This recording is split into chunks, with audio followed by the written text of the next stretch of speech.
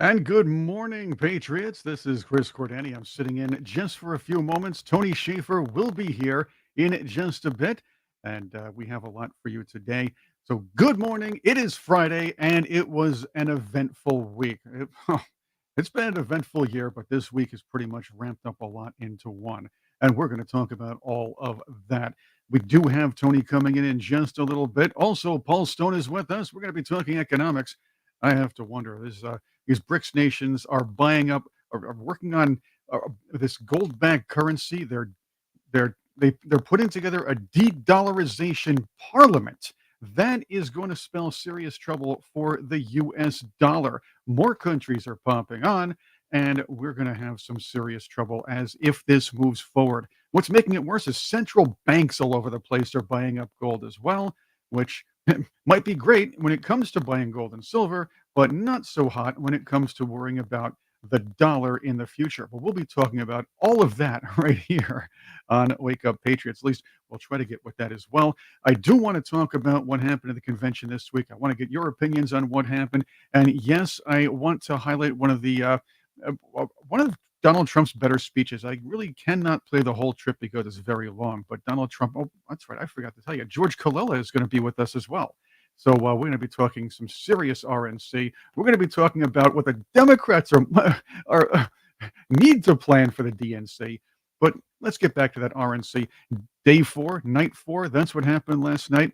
Donald Trump stepped in front of the crowd, and I always enjoy listening to Donald Trump make fun of the liberals because that's kind of my hobby as well. That's what we do.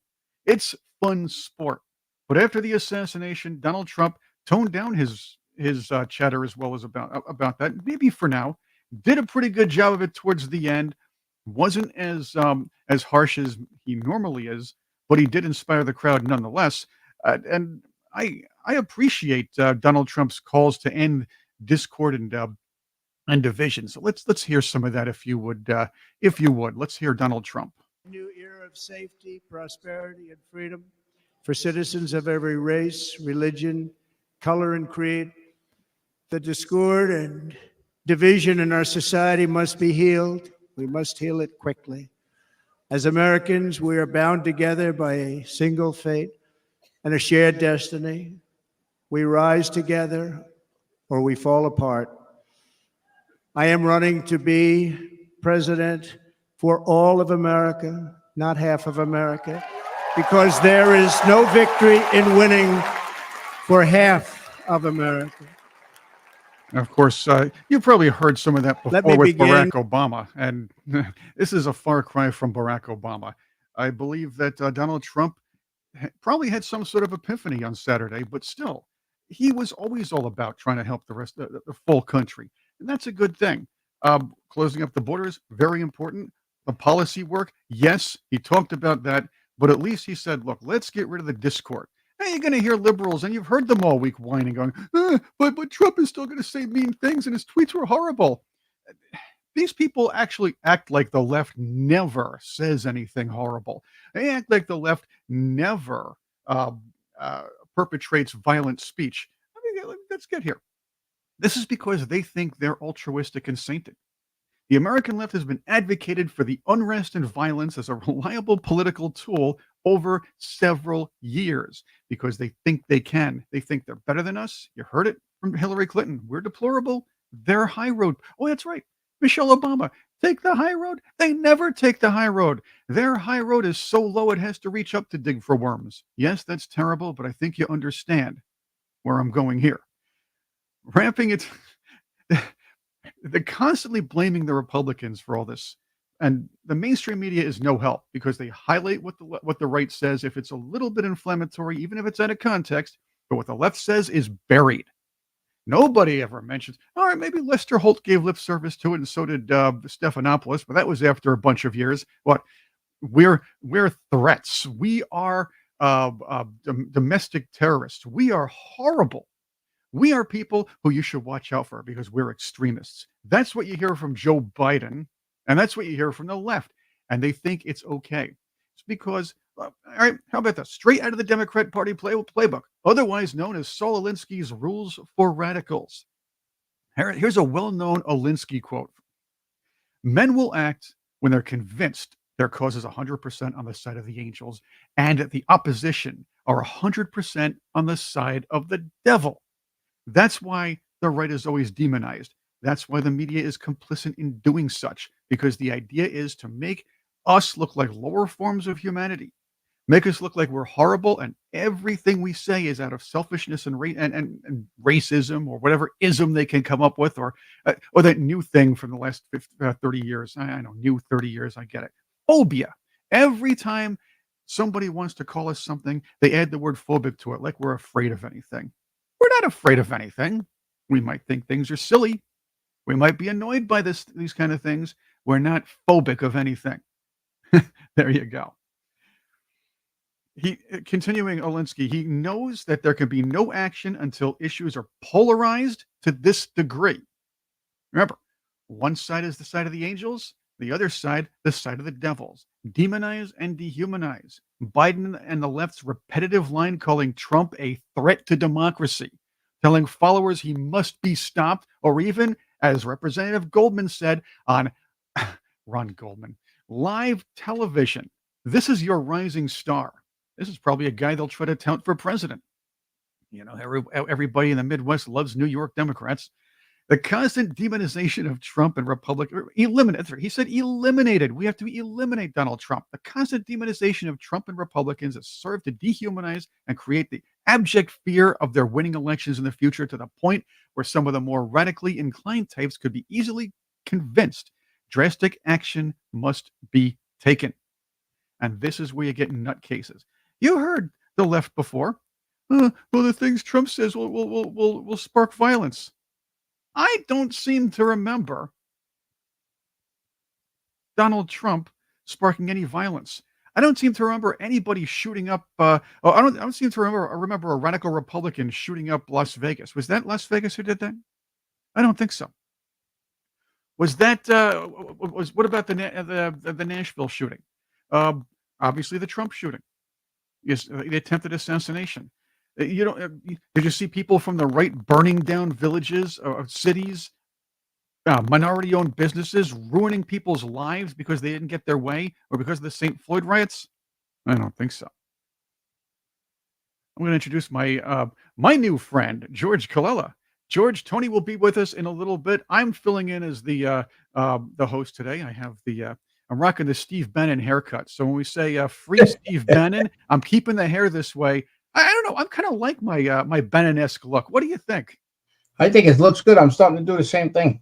I know. See, we're going to keep our hair going like Steve Bannon, and this way until they free him. So we all should grow our hair like Steve Bannon and just annoy everybody and start and tell them, hey, you know what?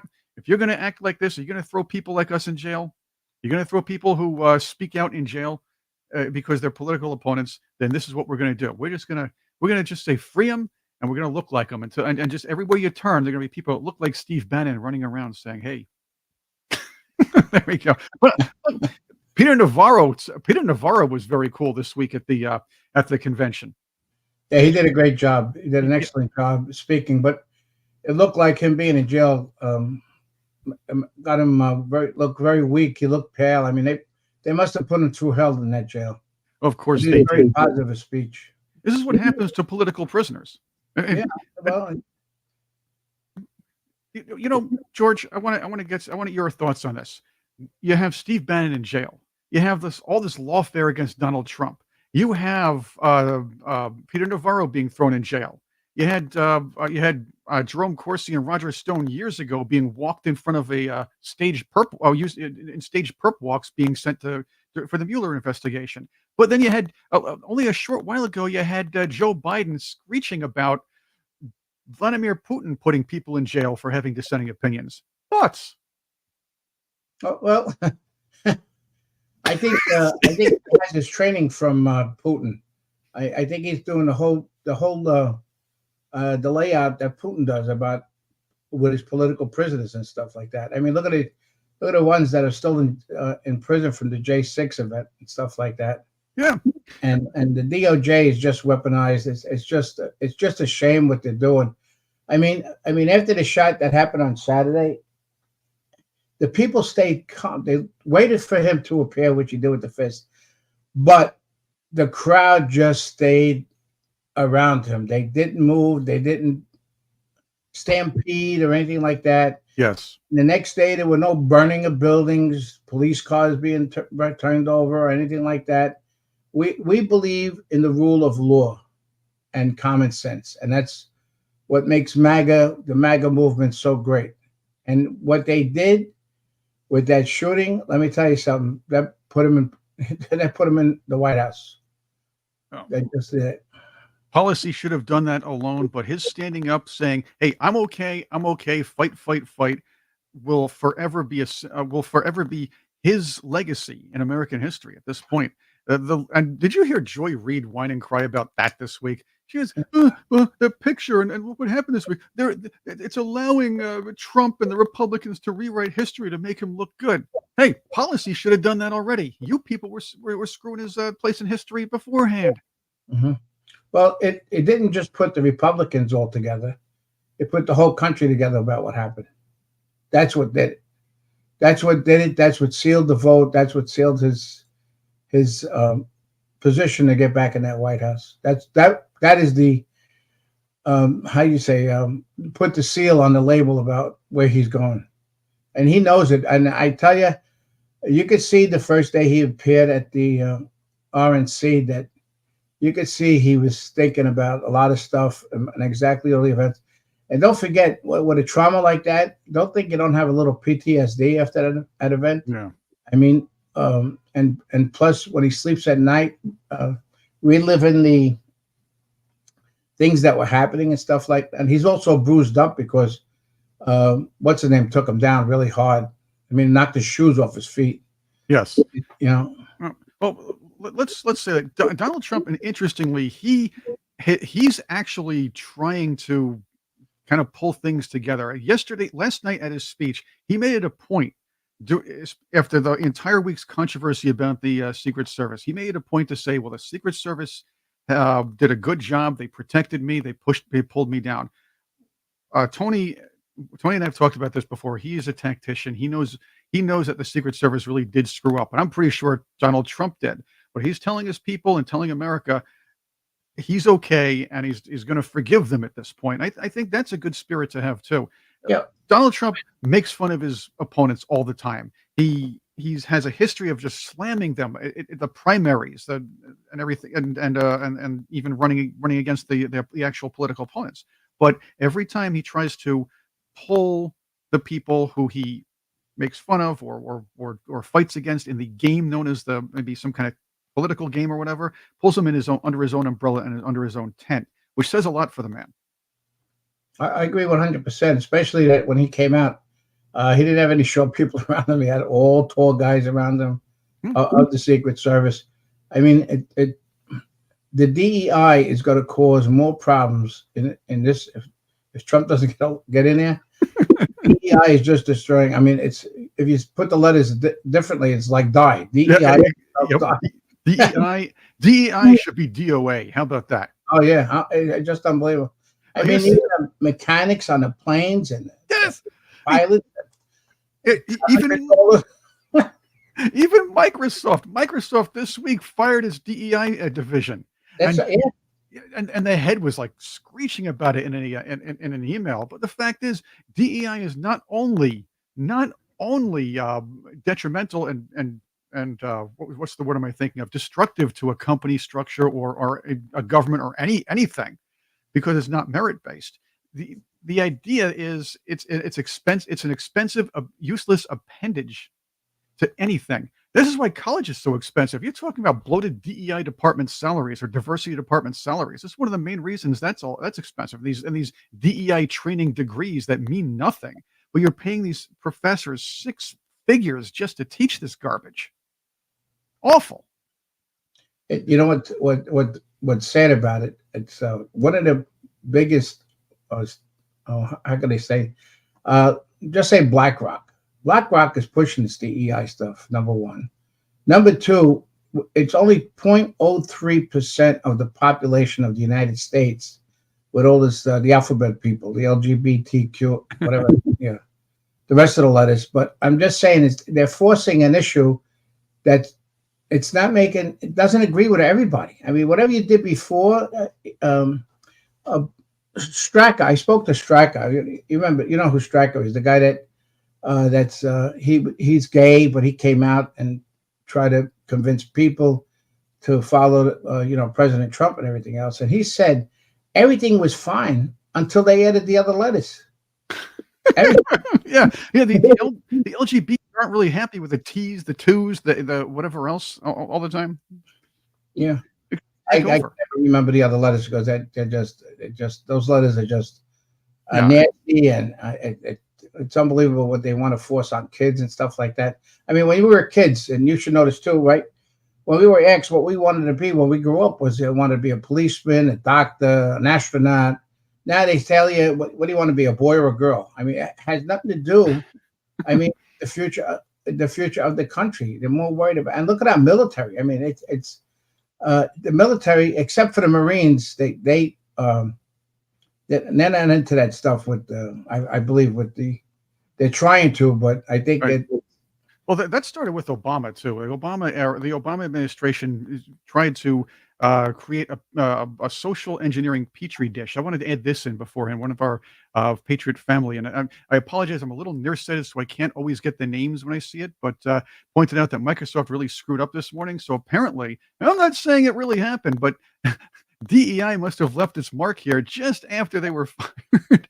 Apparently, yeah, there were mass airline disruptions thanks to Microsoft issues. So this is where DEI leads. This is probably one of the so I agree with you. I agree with you yeah, 100%. It's unbelievable. And it's going to get worse before it gets better until he gets in office. I mean, I think everything will stay calm now. And I spoke to a lot of people not to react with everything else because that's what they want us to do. The left is to react so they could create a thing called, well, now they're all confused about what Biden and everything else, that Biden's going to step down and Kamala. And now Biden is not yeah. endorsing Kamala. I mean, Well, I mean, eh, well, talk about, oh, I'm the black president and you're not black. Well, she's not really black. I yeah, mean, she isn't either. So oh, let's just stick that there too. But yeah, and again on Microsoft, the software caused 1,000 cancellations and over 1,700 delays. It's again, DEI leaves its mark everywhere. It left its mark in Microsoft. It's leaving its mark in the Democrat Party at this point because, like you said, they might be stuck with Kamala Harris, the admitted DEI hire of Joe correct. Biden, Yep, and now 100%. and now the Democrats are just they're spiraling. They did not figure to find somebody to take over for Biden in 4 years. They probably thought Kamala Harris was competent enough to do it. I don't know if they were paying attention during the debates or not, but they should have had somebody ready. They should have had 2 or 3 people ready who were legit candidates who could debate each other in a primary. But no, they didn't bother. It's Yep. their It's all with that news media, the fake news media that just defends him and, you know, puts the barrel around him so that he's protected and stuff like that. So there's no negativity. I mean, the only thing that like Newsmax and all these podcasts and stuff like that get out the truth, a lot of people don't see it. What amazes me when they interview these people saying the words, "oh, they missed" and stuff like that, the yes, hatred that they produced from this fake news media and all these politicians on the left. I don't. I can't. We don't have that hatred. The MAGA movement doesn't have that type of hatred. It's them. yeah, It's them, and they try to push us so much And I even told this to Tony. I said, we got to stop being defensive and be offensive. These people have to understand what we're capable of.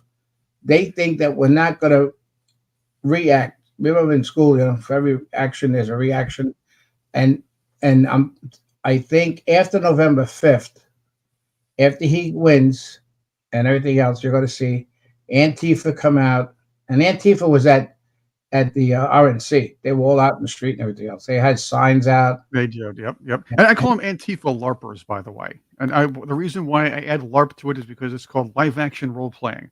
Oh, Mm. it's this big thing among young people who try to act like something they're not. They'll dress in costume and do things. It generally provides no harm because you see them in little costumes or furries or whatever they do. But the Antifa LARPers are the ones who think they're an army of revolutionaries. They think they're little Che Guevaras running around, and and they think that the destruction of property. They think that the actions they take. They think they're beating up of people 7-on-1 is going to result in no consequence except for maybe saying game over, put another quarter in, or get the stadium buddy out and maybe some Cheez-Its and play another game in your basement. So, but they think there's no consequence. And what made things worse was our current president and vice president, Biden and Harris, even helped some of them get legal paid for some of their legal aid. Yes, This is correct. horrible. Yep. Yeah, they're telling you this vitriol is great. Just keep doing what you're doing. Make the right look bad. Make do what you have to do. Destroy the country, and then we'll take over and pretend things are normal after that. Mm. Well, what happens with Antifa? Once you smack them in the face, they start to cry. So I mean, Yes, yes. That's what LARPers do. It's not real. Once you hit them back, done. Yeah, my father used to say this when I was 7. One of these days, you're going to say that to the wrong person, then right in the face. that's what. Yeah. Well, I mean, we had little confrontations, especially with we were hanging out with every time we do big rallies and we know something might happen, we also associate. I mean, we get together with the Proud Boys and other biker groups to not to hurt anybody, but to protect our people from getting attacked from these people. We're like a buffer zone. We try to protect even both sides, believe it or not, because we don't want the confrontation because everybody's got the phones ready, everybody's got the newsers ready.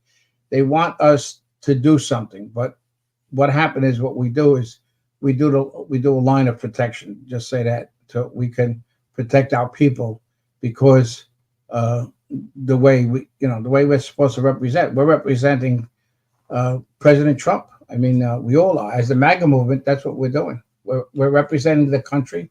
We're representing the Constitution. Representing the Republic. And this the word democracy. They don't stop. I mean, even Newsmax uses the word once in a while, and Fox too. Use that word democracy. We're not a democracy. We're a republic. I mean, even in the pledge, I pledge allegiance to the flag, to the United States of America, and to the republic. It doesn't say the democracy, and there's not one piece in the Constitution that says democracy in it. No, again, we are a republic. I know the left likes to say we're a democracy. Democracy is easy. And you think about it, what democracy really is two wolves and a sheep voting for who's going to have or what you're going to have for dinner, pretty much. That's the simplest form. And the left doesn't realize that we're not really a democracy. We do have to elect representatives to choose things for us, and hopefully they do the job, or else they're accountable to us next election day. For the most part, depending on who's in charge of running the elections, if you will. Oh, yeah, well, we know how that worked out. Yeah, we do know how that worked out. I think we're more set up and everything else how we're going to handle this election. We have more volunteers and stuff like that, and there's going to be an oversight of what's going on. They have lawyers ready and stuff like that. We can't. We know they're going to cheat, but they know they're not going to win. It's just that it's how dangerous they are going to become because they want to keep their power. That's what the problem is. We can't. Yeah. Exactly. Yeah, do you realize that the left has gone into a collective hissy fit almost every time they lost a presidential election? They lose power like that. Let's take you back to 1980 when Reagan was president. Even the New York Times did an editorial or some kind of, I'll call it an editorial, but it was an article about the Reagan inauguration. They kept calling it a coronation. They used that as a derogatory term. Well, look at the right. The right is so happy to have such a big star as their look. The right establishment did not want Ronald Reagan. We can go off to that rabbit hole anytime. Okay, understandable. That's fine. But they were upset about that. We didn't have an internet. Could you imagine what the internet would be like? Remember, we had liberals in the 2000s and 90s celebrating the idea that Ronald Reagan may have had Alzheimer's at the end of his. They're horrible people. Then, of course, let's go 2000.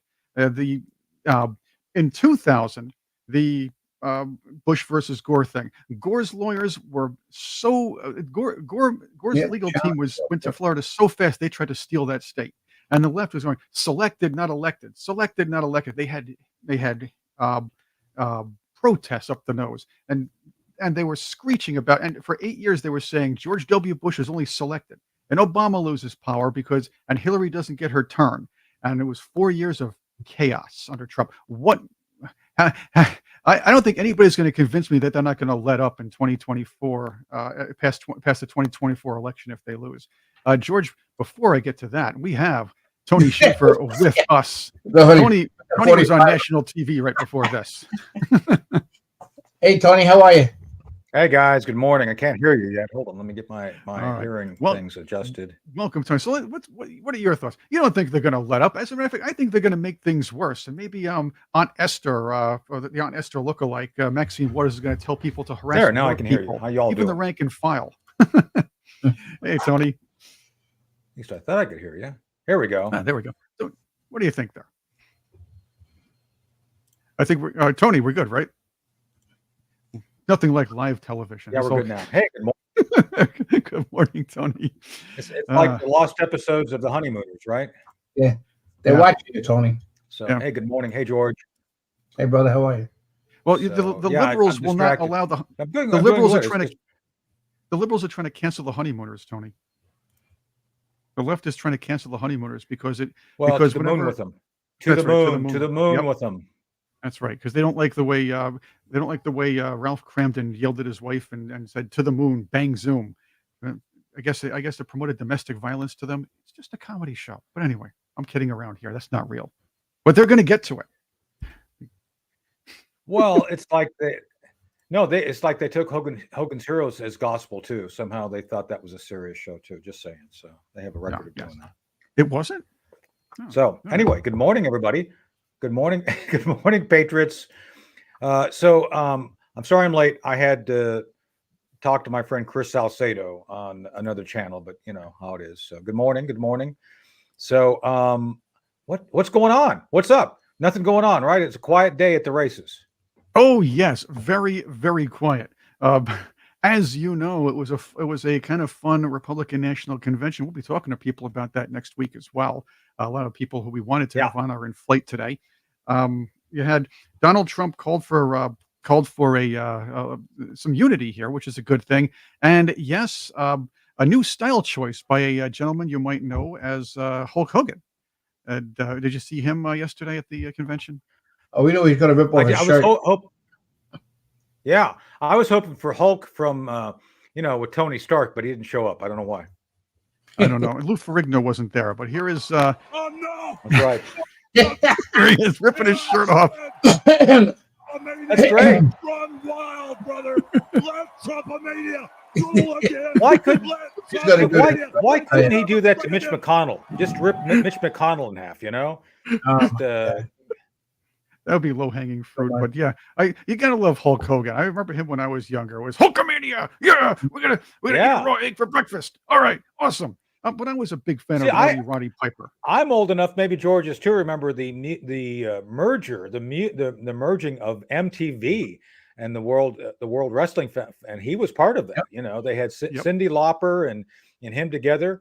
You know, and Cyndi Lauper putting him in some sort of a headlock. That was amazing to watch, by the way. I could not believe Cyndi Lauper was able to take down Hulk like that. No, it's Well, a I joke. I'm believe- just kidding. I believe that started with the video from Girls Just Want to Have Fun. Yes. Captain Lou Albano played her father. Cyndi Lauper, bit of trivia, the woman who played Cyndi Lauper's mother is really Cyndi Lauper's mother. There you go. So that's pretty cool. I want to get to you guys on one more thing because Paul's coming in soon. Tony, George, perhaps the most inspiring speech of I'm not an easily inspired person, but perhaps the best and most inspiring speech of the Republican National Convention came on night number 3. And that's when a fine gentleman, a World War II veteran, 98 years old, his name is William Peckrell. he spoke there. I want to play a clip of this and just get your thoughts on it, if that's all right with you. And of course, our Patriot family. Sure. I really respected what this man had to say and the fact that he, at 98, got up there to speak in front on national television. Oh,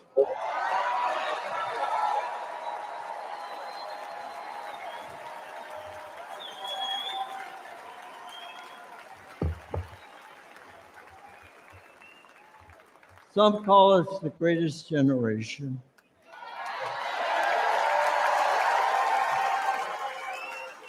That's that's an honor, considering America is the greatest nation in the history of the world.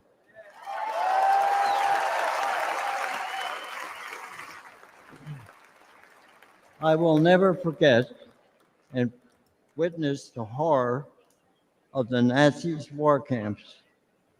In the Battle of the Bulge, my friends and I fought to stop the Nazis' last major push in the Western Front.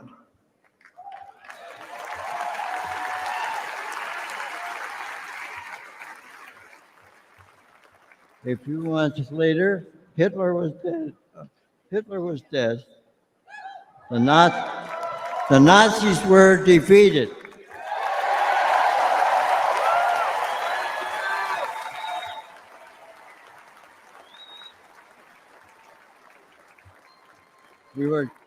We gave thanks to Almighty God for delivering us from evil.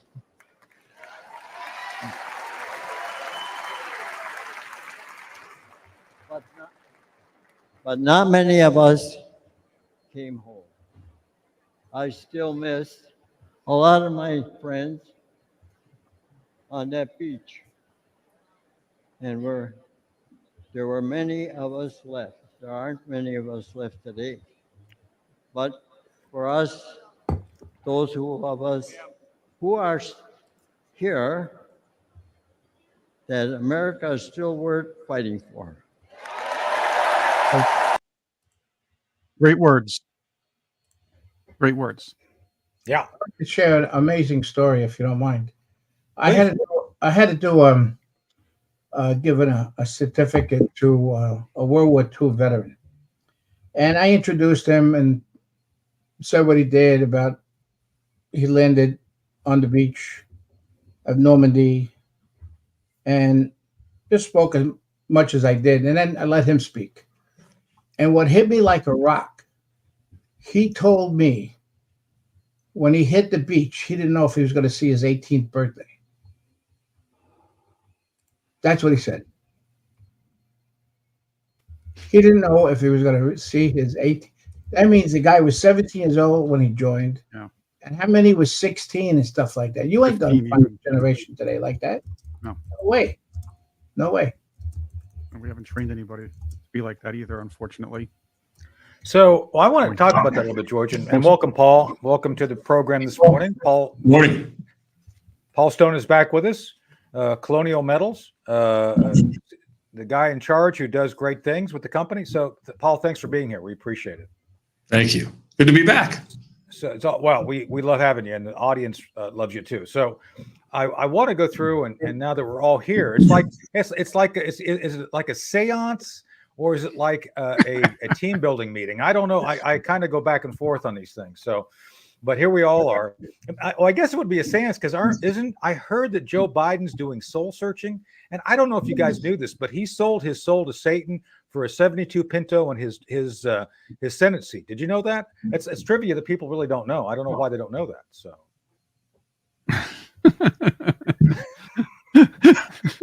Well, he sold his soul to the ice cream man. He sold his soul to the ice cream man. Yeah, right. Yeah. So, well, anyway, but George, you were saying something that I think is important, and I believe it or not had the same.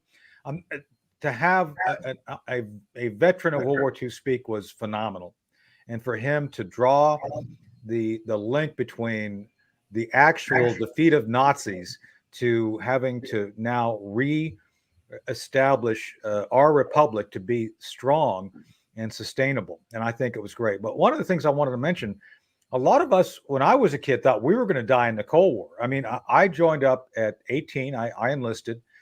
and I was commissioned in 1983 as a lieutenant, and I did dangerous things all my entire life.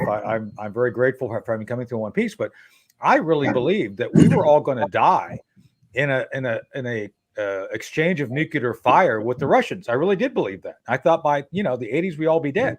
And I'm linking something here. Bear with me for a moment.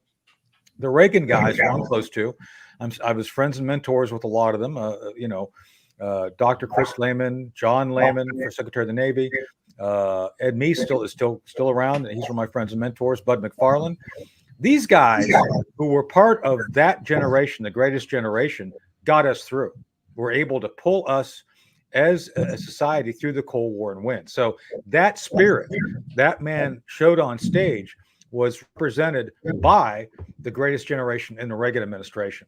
And I think that their understanding of the need to win, not simply, oh, let's just get along. Let's not be too hard on those Soviets. That appeasement, I think, is what draws danger to the United States and emboldens our enemies. What do you think, John? Let's go to George with that first.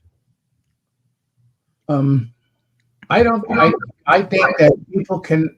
I don't think people truly understand. I mean, he explained it like everything else. You don't know how much it was important for them to save the freedom of this country, right?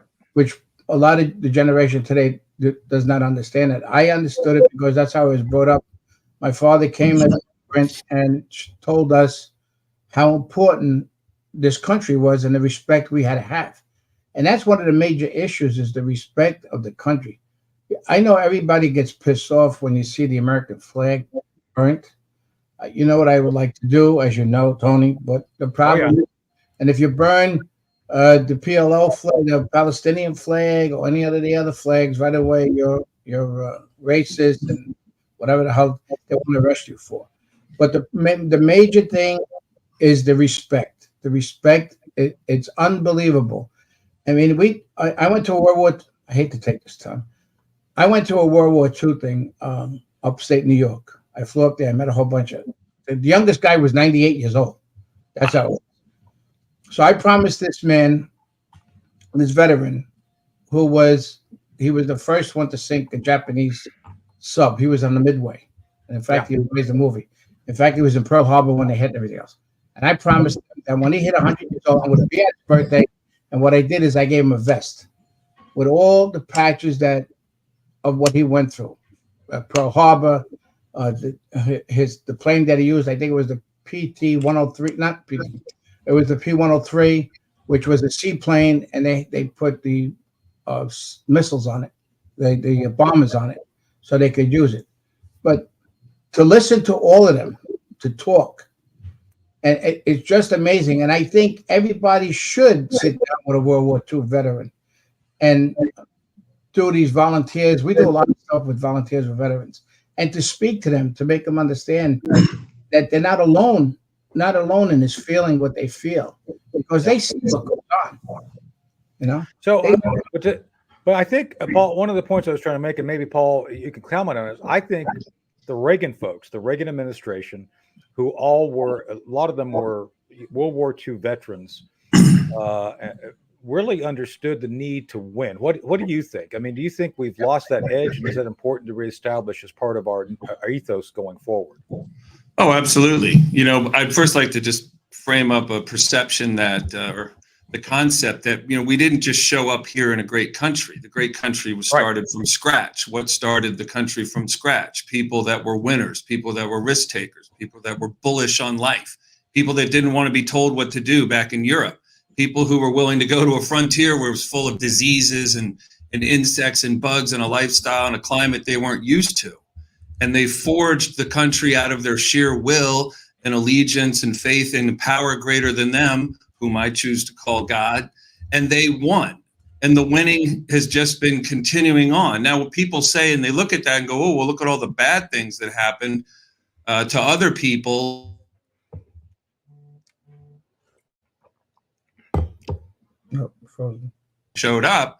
And I'd say, you have to compartmentalize. Don't we all have to compartmentalize? So when we look at the errors and the terrible injustices that were perpetrated, like on the Indians, for example, we put that aside and say humans still don't walk on water on their way to work. So the only way to have a country that everyone wants to flock to is because of the people that came here before us. And yes, after Reagan, Bush, we started to see a softening of the principles with Clinton. And we saw a complete rejection of the principles that made for a great country during Obama. Because there seems to be a painful contrast between those who don't want to try and don't like seeing that their lack of effort has a bright light shining on it. And so they start saying things like, in comparison to the people who are winning and are trying and are playing hurt and are playing with a fever and are going to work with a cold anyway, that contrast seems to then bring out the mentality of, well, everyone should get a trophy. Yeah. It brings out the mentality of political correctness. So let's not forget that this stuff didn't start yesterday. It didn't start a few years ago. It started 15, 20 years ago. Right. And being bold, being direct, being innovative, those are the things. And Paul, I want to carry on your point.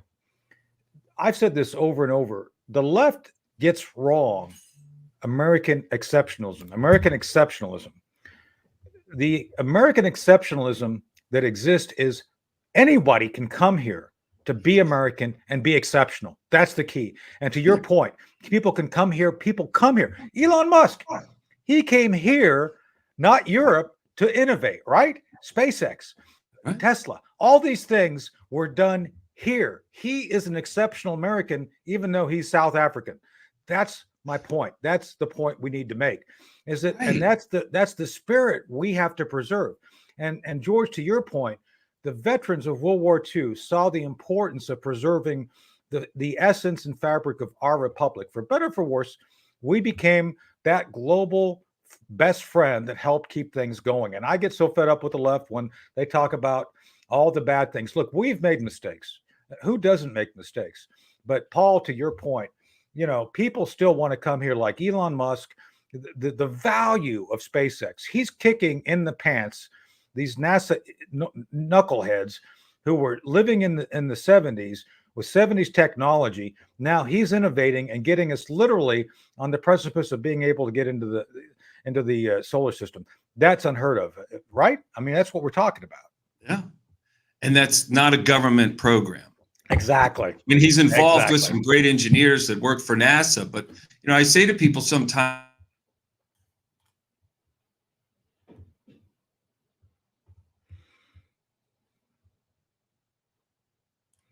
could they even build a deck on the back of someone's house and it be, true and sturdy and trustworthy? Yeah. So, by the way, just for everybody, a reminder, we are talking to Paul Stone. He is the CEO of Colonial Metals. And I want you, Chris, can you put up the banner so good people can see where to go? There it is. Paul has been joining us every week at this time. We talk about things which relate to your family's financial security and long-term stability. And one of the things we note that so much of what we need is strong leadership that sustains the fabric of the republic. And so one of the things that Paul does, Colonial Metals Group, is he helps bring your family stability through metals, through hard things, real things like gold and silver. So you need to call them at 800-805-4034 or go to the colonialmetalsgroup.com/ed-henry. Check it out. You need to do it. You will be happily surprised at what you will find and what you'll be told and what he can do and they can do for you. It's very important. But back to why it's important to preserve what we do.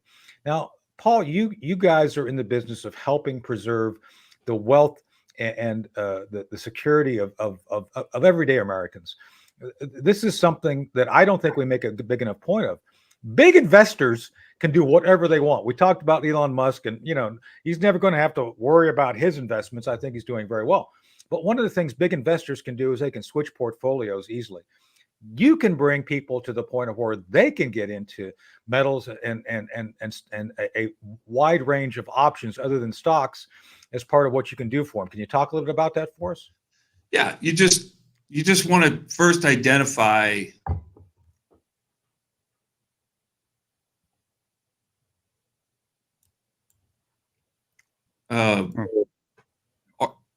if something needs artificial finance to keep it alive and viable, then we don't really know how thick that ice is if we're jumping up and down on it. It's melting beneath our feet.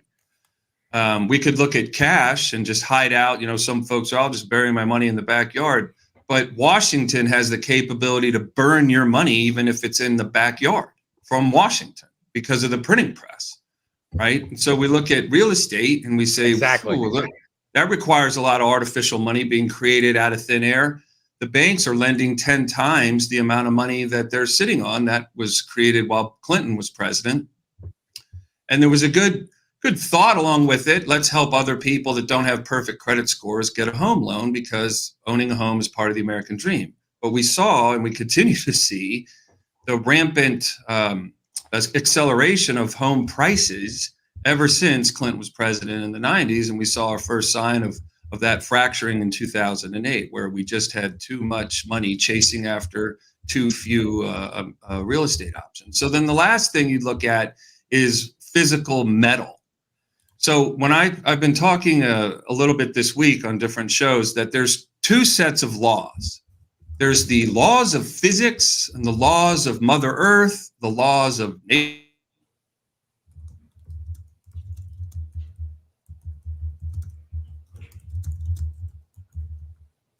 Permanent truth.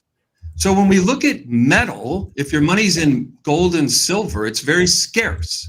You can't just find a whole bunch more of it because you want to. The world is searching the world for it. And we're only able to add 1% more gold to the above ground supply every year.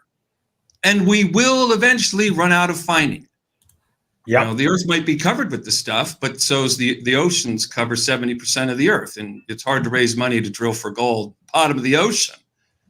So when you look at the principal constructs of your four choices, cash in a safe at home, real estate in the financial world, or in the vault, stuff that goes into the vault is truly your financial property. It's as liquid as a phone call. The minute you need to convert out of gold and silver into money, that happens with a phone call. And it's portable. You can carry it around with you. But lastly, it's nothing the government seems to be interested in. So now you've taken your finances off this treacherous financial path we're all on now, so it seems, and you've diverted away from those risks and those unknowns. History does say, and I'll finish with this, history does show, and I'm always open to being corrected if I'm misstating a fact, but history does show that no federal central government has a track record of you turning out of some holy hell they were headed. And so then you must understand, listeners and followers and Americans, that trajectory continues forever. The money printing, and it doesn't matter who's in the White House on this one subject. Yep. 34, 35, 36, 38, 42, $50 trillion in debt. That money printing can't stop because the U.S. economy will never seemingly be able to produce enough money from the economy itself to cover those costs. And so that continual killing of your US dollar ends at zero. Yeah.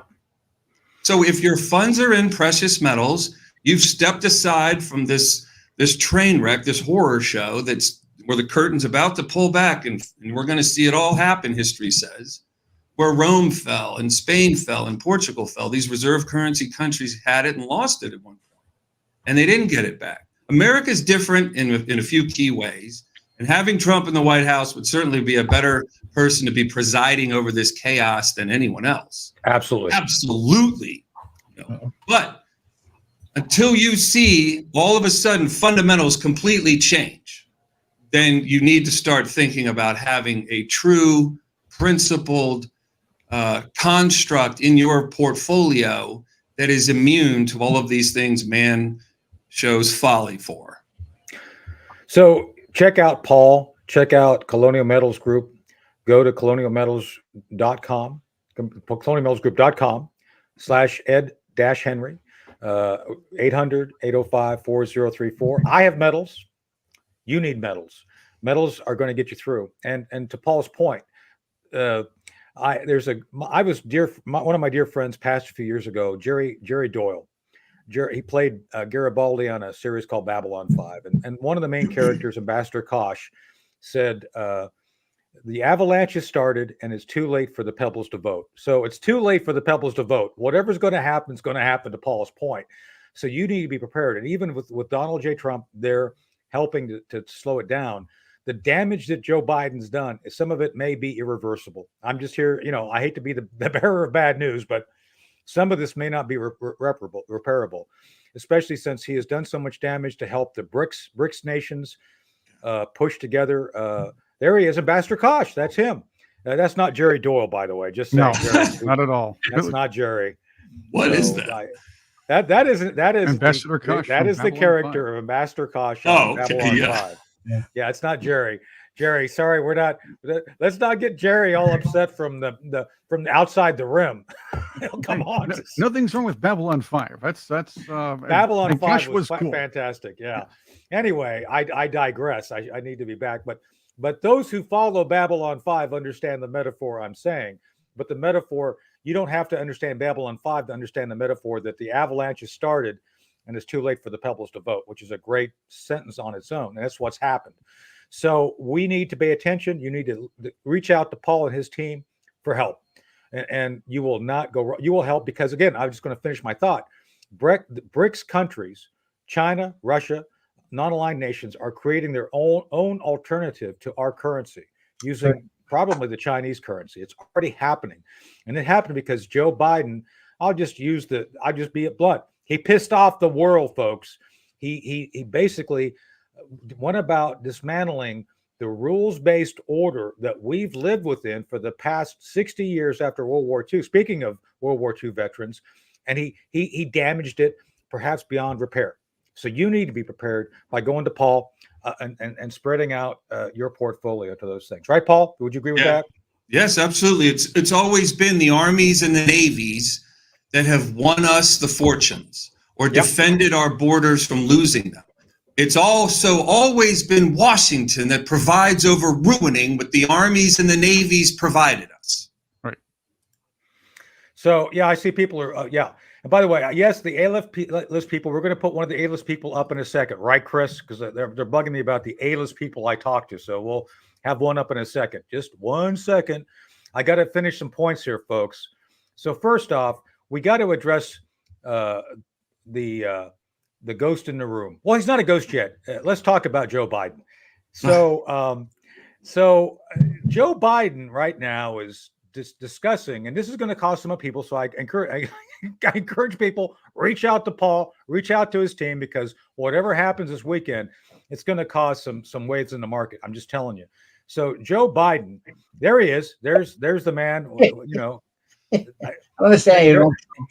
He loves tapioca ice cream. I don't know. I can't figure out why tapioca. Oh yeah, not butterscotch. Tapioca goes through smoothly. Just saying, smooth. Anyway, not that I know that.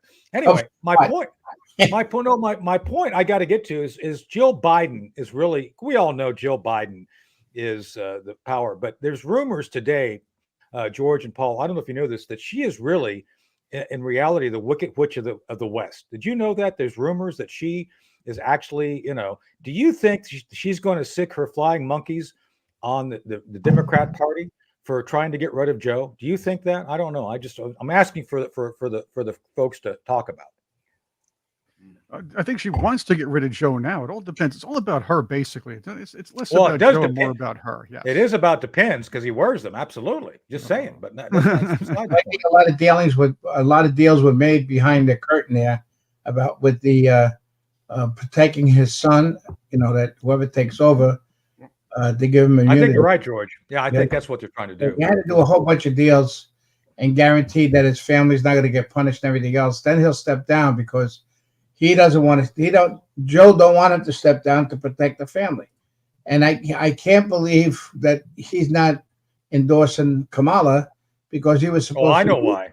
You're black. Oh, I know why. Oh, I know why, but I'm just saying Terrible. he was the. You're not black enough. I mean, Well, George, as you know, he's very proud of appointing that black guy Secretary of Defense. Yeah. The black man. Wait, I thought Trump was his vice president. Didn't he say Yeah, that right. before? Yeah. By the way, look, I know Lloyd Austin. I was in combat. For those who read the book Operation Dark Heart, I worked for Brigadier General Austin, and I have problems with him. But I have a problem with the president disrespecting a man who did serve honorably up to the level of the 4-star general. I can't even remember his name. Right. And he's on BET, for God's sake, No. on Black Entertainment TV. This It's is like, bad oh, for that's him, going to yeah. go over really well. Yeah, that's going to go over well. All right. So one last thing before we go. I got to get this on because I'm bugged constantly. I do talk to folks. You all be surprised. One of them is our friend Cherie Curry. Chris, bring up Cherie's post from this morning. Talk about fearless. Talk about doing something that that A-listers don't normally do. There's Cherie Curry. She's one of the folks. She's literally going out on tour. She's still part of the rock and roll. I don't know what you want to call them. The top of the cream of the rock and roll. The top hierarchy. tier. There we go. The top tier, and there she is with a Donald Trump hat on. Mind And, you, she's had one concert canceled already. Yes, well, she doesn't care. Right. So we had her on a few days ago. So there's an example. And so if you all follow Cherie, you kind of know who else we're talking to because it's like the 5 degrees of Kevin Bacon. No, I'm not talking to Kevin Bacon. Just saying. So I think he's a lefty, as a matter of fact.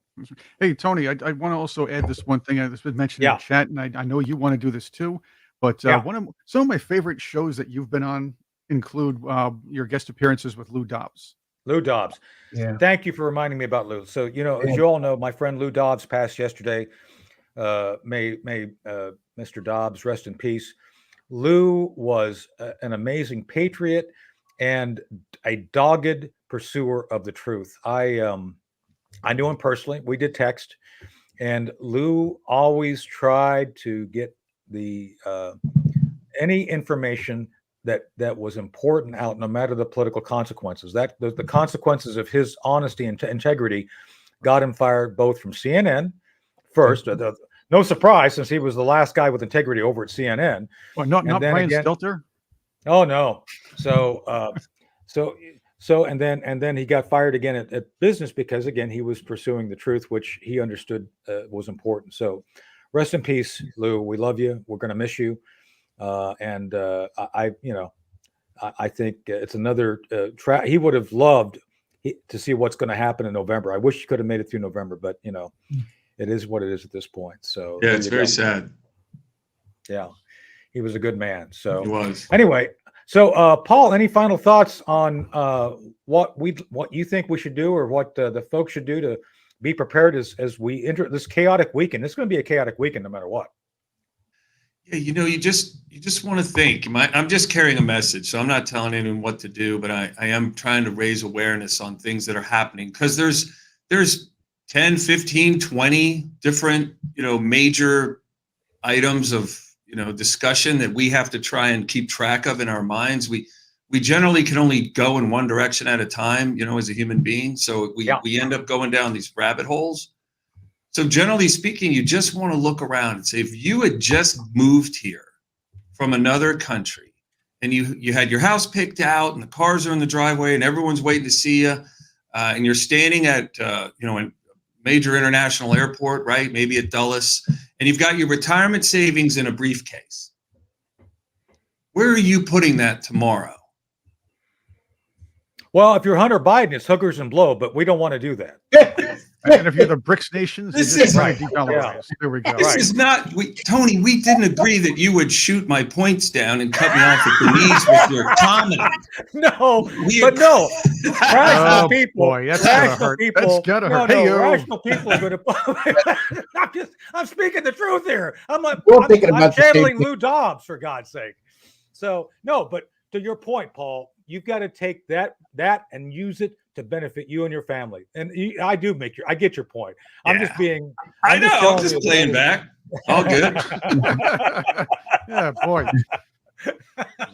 Funny. That's the point. Little lesson People- in improv comedy here. People need to listen to Paul, because what he's saying is absolutely correct. You need to look at what you have as the core value of your future. You need to take that core value, even if it's in a briefcase, if it's in, a safe. You need to do something with it that will result in prosperity and safety. Right, Paul? That's the point. Yeah. I think. Yeah, that's it. Yeah. Just for now, right? How do I go to bed sleeping better at night and get all this uncertainty off my money for now, for a while, until the morning I wake up with a big, to go racing back into other things that I'm used to investing in, right? For now, is this the season, right? Right now we're in the summer, right? So you could think in the financial season we're in, it's shorts and bikinis and cutoffs and, jumping in a lake. But when that next season comes around, that financial winter, right? That's for long coats and boots and warm clothing, right? So do you think your financial wardrobe might need to change heading into this hell that we're facing? And it does continue to just worsen, right? Is where your money is today the right wardrobe for what we're facing? That perfectly stated. And I'm going to use that even when you're not here, Paul. I like that phrase. That's great. So, well, thanks, Paul, for being here. We always love you coming on. This really does help the people understand what they need to do. Hey, George, before you go, Born to Ride 45. You're going to change it to Born to Ride 47? Not yet. Not yet. He's still 45. He was ripped off on the 45. I might have to change it to Born for Revan for 47. Oh, no, we got the one about so where can people find where can people find you, George? Is there anything you want to put out? Facebook or email me, born to ride for 45@gmail.com. And we have the Facebook page. Everybody can see what we're doing. I just want to bring up one thing about the RNC.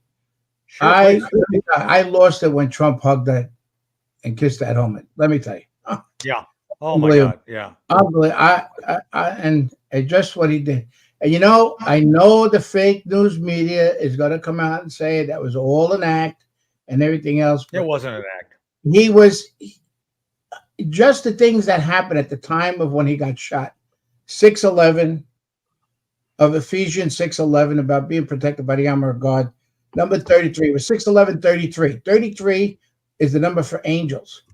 The flag was in the shape of a cross and angels. I mean, all the signs were there. And this man here, the one that protected his wife, this hero, and his daughter, covered their body with the shot. He appreciates that, President Trump. And he reached out to the family, the 13 that were killed in Afghanistan. Biden hasn't even called them. No, I know. Names. I need their names. No. George, he didn't have the families of the veterans recognized. Biden didn't. The families of the veterans. There were Navy SEALs killed in incidental combat operations in the Red Sea. Didn't say anything about them. There were 3 Americans from my area here in North Carolina, Virginia, who were killed in Syria. Not a word. And nor did Biden recognize that the American hostages still being held by Hamas, right? None of that. None of that. Because his base wouldn't appreciate it anyway. No, his base doesn't care about they're anti-American. Right. But I'll end with saying this. I think that it's very important that we recognize Donald Trump was completely sincere. And I think one of the things the 2 things that came out of this, fortitude and humility. Humility to God and fortitude strengthened by God. Would you agree with that, George? 100%.